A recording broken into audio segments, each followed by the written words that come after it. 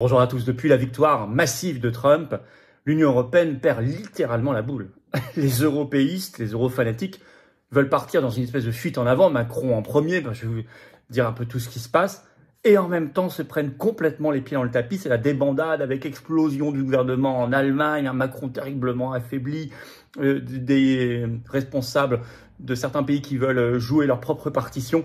Ils n'ont pas compris que leur monde, leur vieux monde, il est mort. Il est mort avec l'élection de Trump, qui veut dire reprendre en main la maîtrise de son destin, de son pays. C'est l'inverse de leur monde. Alors ils pourront s'exciter, on va voir. Attention, ils sont dangereux. Ils veulent liquider les pays, les souverainetés nationales, la France, nos armées. Attention, on va en parler. Et peut-être que c'est le moment ou jamais de voter la destitution qui va revenir le 28 novembre à l'Assemblée nationale contre Macron et la motion de censure qui aurait à peu près le même impact.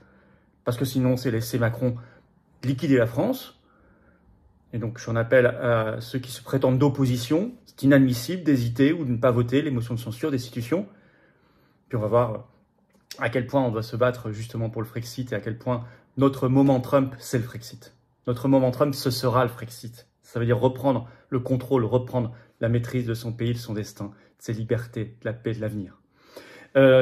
Très concrète cette vidéo, vous allez voir, merci de la partager, pour ça vous abonner à cette chaîne YouTube par un petit clic gratuit sur s'abonner en dessous. Merci beaucoup, c'est un petit clic pour vous, gratuit, un quart de seconde, et c'est une grande claque pour le système. Quand vous êtes abonné à la chaîne, vous savez, les vidéos sont mieux recommandées, on touche des gens qui nous découvrent, c'est comme ça qu'on élargit le cercle de la résistance. Bravo à vous, merci à vous. On est en direct ce vendredi 8 novembre à 19 h sur cette chaîne. Ça va être un sacré direct vu l'actualité, tout ça et tout le reste, toute la France, les États-Unis, vous allez voir, on va aborder plein de questions et surtout toutes vos questions que vous me poserez en direct, j'y répondrai sans tabou, sans langue de bois. Donc soyez là, ramenez du monde, très gros direct sur cette chaîne ce vendredi, 19 h du 8 novembre, bien sûr. Ça y est, deuxième Université d'éducation populaire, ce sera le samedi 30 novembre à 15 h à Hénin-Beaumont dans le Pas-de-Calais. J'y serai bien sûr, grosse réunion publique précédée d'une table ronde sur la France peut-elle s'en sortir avec une nouvelle monnaie nationale, avec notamment, par exemple, Aîné Bussac, des spécialistes de la question. J'y serai, je participerai aussi à la table ronde. Et puis, vous pourrez participer à l'interaction, les cahiers de projet, et puis le discours politique, la réunion publique. C'est gratuit, c'est ouvert à tous, entrée gratuite, ouvert à tous, adhérents comme non-adhérents. Par contre, il faut vous inscrire par un lien. Merci de vous inscrire, parce qu'on doit s'organiser dès maintenant, c'est ouvert. Lien sous la vidéo en description, samedi 30 novembre, 15 h dans le Pas-de-Calais, à Hénin-Beaumont. Voilà, organisez-vous pour venir. Je vous attends, patriotes, voilà. Là, vous n'avez même pas besoin de vous organiser pour venir. C'est facile de venir aux patriotes, d'adhérer, de réadhérer ou de faire un don au mouvement. Mais c'est le moment. Il y a une dynamique incroyable en ce moment avec cette victoire de Trump contre tout le système, cette panique du système, des européistes, on va parler dans cette vidéo. C'est le moment de se dire, allez, j'y vais, je me bats pour mon pays, pour l'humanité, pour ma France éternelle, belle, que je veux souveraine, pour le Frexit, pour la paix, pour la sortie de l'OTAN, pour nos libertés. Pour mes enfants, allez, venez. Vous pouvez adhérer dès maintenant. C'est le premier lien sous la vidéo en description. Bienvenue. Vous pouvez faire un don au mouvement pour vous aider à faire des choses, parce qu'on n'a aucune autre source de financement public pour le faire. C'est le deuxième lien sous la vidéo en description dès maintenant. Les liens sont par ailleurs sur les-patriotes.fr. Tout ça, c'est défiscalisé aux 2/3 de vos impôts en plus. Faites pas ce cadeau au fisc de Macron. Mettez-le dans la résistance, qui n'a pas d'autre source de financement et qui fait des choses. Le plus grand mouvement souverainiste et de résistance de France qui s'appelle les Patriotes. Bienvenue, bravo. J'en reparle tout à l'heure, mais on y va. On y va parce que élection de Donald Trump, l'Union européenne perd la boule. Ben oui, alors c'est grand guignol quand même, parce que vous allez voir, au moment où ils sont les plus affaiblis, ils essaient de se raccrocher aux branches. Bon, mais attention, ils peuvent avoir quand même un certain degré de dangerosité. Alors par exemple, on voit que des eurogagas se radicalisent. Ce qui résume tout, c'est un article d'Euractiv sorti, ce site spécialisé sur l'actualité de l'Union européenne, ce 6 novembre. Le titre: la France mise sur l'Union européenne pour affronter le retour de Donald Trump à la Maison-Blanche. Décidément, on doit toujours affronter les choses. On ne peut jamais prendre le monde tel qu'il est et puis essayer de trouver notre place et notre rôle. On voit tout en hostilité. Alors, je vous lis l'extrait. « Prêt à travailler ensemble comme nous avons su le faire durant 4 années avec vos convictions, avec les miennes », a affirmé dans un second message après avoir échangé avec le chancelier allemand Olaf Scholz, Macron, pour œuvrer à une Europe plus unie, plus forte, plus souveraine, en coopérant avec les États-Unis d'Amérique, en défendant nos intérêts et nos valeurs. L'Élysée a expliqué depuis quelques jours se préparer à toutes les éventualités et semble décidé à s'appuyer sur Berlin pour défendre les positions de l'Union européenne. alors que le ministre allemand de la Défense, Boris Pistorius, doit rencontrer son homologue français Sébastien Lecornu le 6 novembre, ça a été fait, en fin d'après-midi à Paris. L'appel lancé ce matin en direction d'Olaf Scholz donne le rythme de la dynamique qui pourrait se dessiner dans les prochains jours, car tout le monde est conscient que malgré leurs différences, Paris et Berlin doivent être le moteur de l'Europe, analyse Gesine Weber, spécialiste des relations entre les États-Unis et l'Europe au King's College de Londres. Donc une folie, on ressort le couple franco-allemand qui n'a jamais existé, terme qui n'est employé que en France, jamais en Allemagne, etc. Vous voyez la réaction de Macron. Alors vous avez dans cet article, il est écrit, je cite, « Les politiques français misent sur l'Europe ». Et puis vous avez Macron qui est allé au sommet de la communauté politique européenne, c'est-à-dire l'Union européenne un peu élargie, qui était à Budapest ce 7 novembre. Et il y déclare par exemple, si on sait bâtir une grande Europe de l'électricité, on arrive à traiter les questions, les problèmes budgétaires. Bon, Macron semble pas encore au courant que le problème justement pour nous de l'électricité, c'est le marché européen de l'électricité, qui a tout cassé, qui a fait exploser les prix. Et lui, il nous dit qu'il faut aller encore plus loin, une grande Europe de l'électricité. Donc ils sont complètement en radicalisation, ils sont radicalisés. Vous avez par exemple l'eurodéputé macroniste Bernard Guetta qui déclare à Euractiv, je cite, « Il est essentiel de construire une défense commune européenne et plus un pays européen n'est d'ailleurs opposé à cette idée. » Je crois qu'aucun peuple n'a été interrogé là-dessus. Raphaël Glucksmann, autre eurodéputé, Place Publique, déclare, je cite, « Nous voilà condamnés à faire en quelques semaines, quelques mois, ce que nous n'avons pas voulu faire durant des décennies, construire notre propre défense, assurer notre propre sécurité, bâtir notre propre puissance. » Quand il dit notre, il ne parle pas de la France, hein, parce que ça c'est le combat de la France depuis des siècles normalement. Il parle de l'Union européenne. Bon.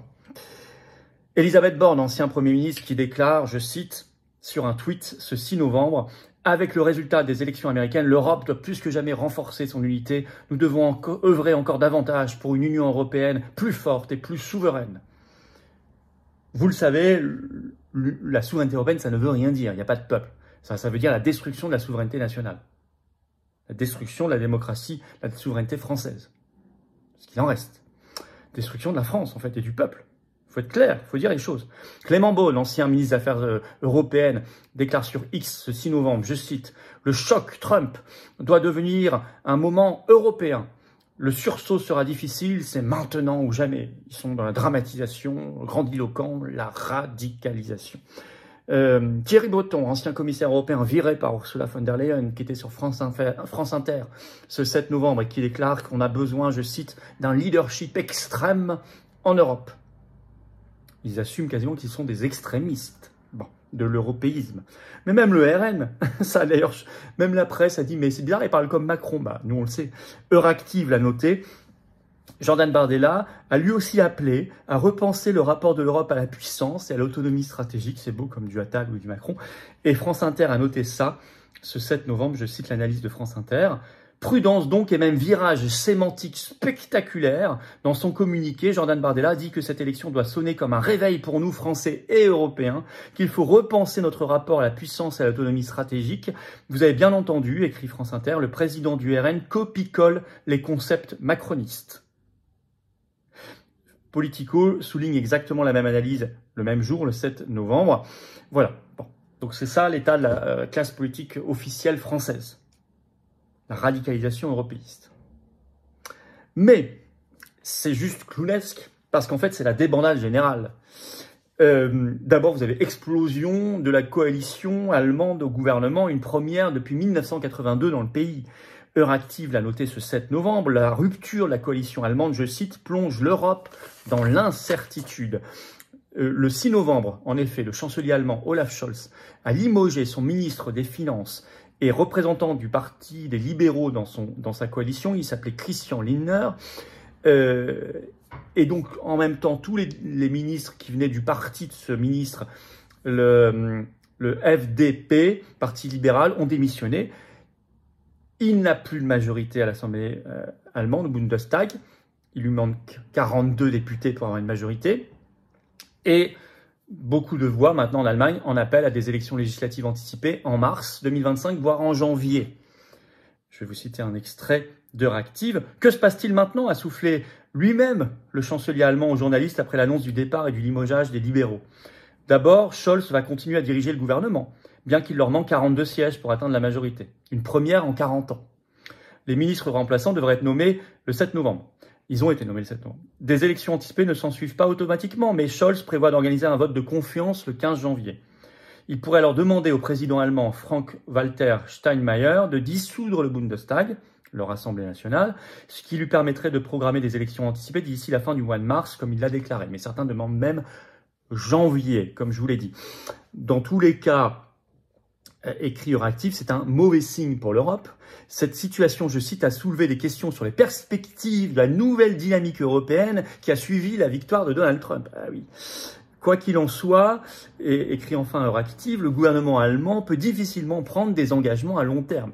Et donc Macron, qui se raccroche pile en ce moment au couple franco-allemand, alors que l'Allemagne est en train d'exploser en tous les sens, que par ailleurs elle est en train de vivre sa deuxième année successive de récession économique, et qu'il y a des grands débats, d'où un des motifs du départ de ce ministre sur l'aide à l'Ukraine, pile à ce moment-là, Macron essaie de faire croire qu'il va faire quelque chose avec tout ça. C'est juste croquignolesque, grotesque. D'autant que Macron lui-même est plus affaibli que jamais. Il est au plus bas historique dans les sondages. Rappelez-vous ma vidéo récente, il est complètement seul, paumé selon ses propres conseillers, très affaibli. Mais il n'y a pas que ça en Europe qui fait que c'est la débandade.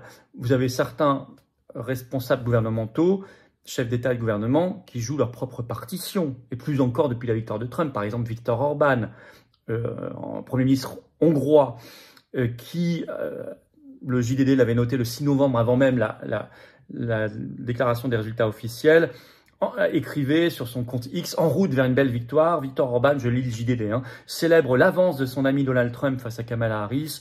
Le Premier ministre hongrois Viktor Orban, fidèle soutien de Donald Trump, a exprimé sa joie face au premier résultat de l'élection présidentielle américaine. Sur Facebook, il a salué l'avance de son ami, remportant les États clés.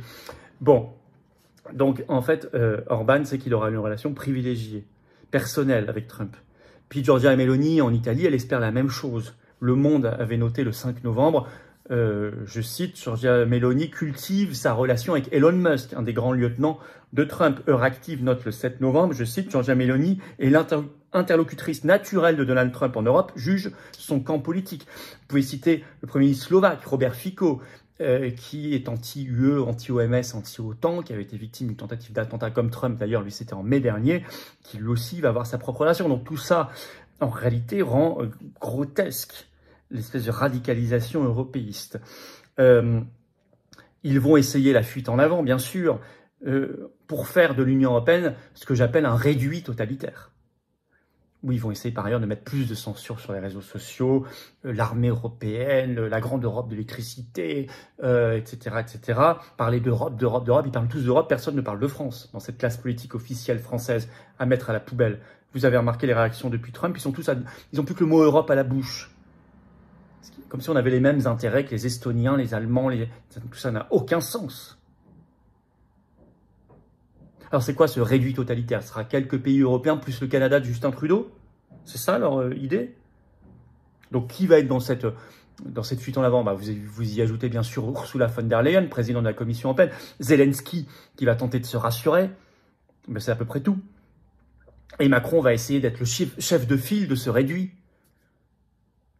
C'est pour ça que sa destitution serait particulièrement bienvenue pour l'empêcher de dissoudre la France dans cette folie. Je rappelle, je l'ai dit récemment, qu'une nouvelle motion de destitution arrive à l'Assemblée nationale le 28 novembre. On verra ce que votent les députés de tous les partis. La dernière fois, ça avait été bloqué par le RN. La motion de censure est plus importante que jamais parce que non seulement elle renverse le gouvernement, mais en plus, vu que Macron est très affaibli, elle pousserait fortement Macron à la démission. Alors ils ont intérêt tous à voter. Pour l'instant, pareil, le RN n'en parle pas.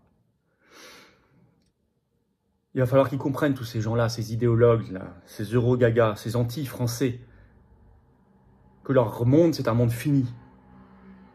Notre vrai moment Trump, ce sera le Frexit. Reprendre le contrôle, reprendre la maîtrise de son pays, de son destin. Ce sera ça, notre vrai moment Trump. Et on va se battre Faites confiance aux patriotes, le plus grand mouvement souverainiste et de résistance de France, pour se battre comme des lions là-dessus. Comme des lions. C'est un de nos badges d'ailleurs. Un nouveau badge. Je suis un lion, pas un mouton. On n'est pas là pour se faire tondre.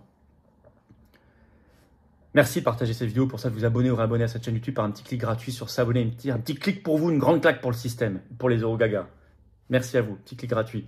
Vous aidez à une meilleure diffusion des vidéos par votre abonnement. On est en direct à 19h ce vendredi 8 novembre sur cette chaîne. Soyez là. Pas d'interdit. Réfléchissez à vos questions parce que vous me les poserez en direct. J'y répondrai sur tous les sujets, plus toute l'actualité explosive mondiale et française. Extraordinaire. Grand moment. Et puis, les universités d'éducation populaire, prochaine édition, samedi 30 novembre dans le Pas-de-Calais, à Hénin-Beaumont, entrée gratuite. Inscrivez-vous par le lien sous la vidéo en description dès maintenant. C'est ouvert à tous, adhérents comme non-adhérents. Grosse réunion publique, je serai là. Vous pouvez remplir la quête projet, on discute ensemble. C'est entrée gratuite. Et en plus, il y a une table ronde avant sur la France peut-elle s'en sortir avec une nouvelle monnaie nationale, avec des spécialistes. C'est très important, ça, c'est très concret. Inscription sous la vidéo en description. Je vous attends, patriotes. Voilà. Des gens qui disent c'est le moment, je ne sais pas, est-ce que je vais adhérer? Ben, c'est le moment. Vous savez, une dynamique, une surprise extraordinaire, magnifique. Ce qui se passe en ce moment, c'est une ébullition de liberté, de souveraineté contre l'oligarchie. C'est le moment de venir. Dans le plus grand mouvement souverainiste et de résistance de France, vous pouvez adhérer, réadhérer par le premier lien sous la vidéo en description dès maintenant. Défendre des belles valeurs de liberté, de paix, de souveraineté avec nous, de patriotisme, d'amour de la France, d'amour de l'humanité. Premier lien sous la vidéo en description pour le faire. Ce lien, je l'ai mis également en commentaire épinglé, une petite fiche sur l'écran maintenant, et dans quelques secondes, un lien sur l'écran, vous choisissez. Faire un don mouvement, c'est le deuxième lien sous la vidéo en description. Ça nous permet de faire les manifs, les actions en justice, les tracts, les affiches, préparer les élections, tout, enfin les opérations coupe, sinon on ne peut pas le faire. Faire un don au mouvement, c'est par ailleurs vital, parce qu'on n'a pas d'autres sources de financement, zéro subvention publique, pas d'aide des banques, rien. Bravo, ceux qui sont là. Les liens sont par ailleurs sur les-patriotes.fr, notre site, et tout est défiscalisé aux 2/3 de vos impôts. Ça fait baisser massivement vos impôts que d'adhérer ou faire un don, profitez-en. Et non, bravo aux donateurs, aux réadhérents, bienvenue aux nouveaux adhérents patriotes. Vive la France!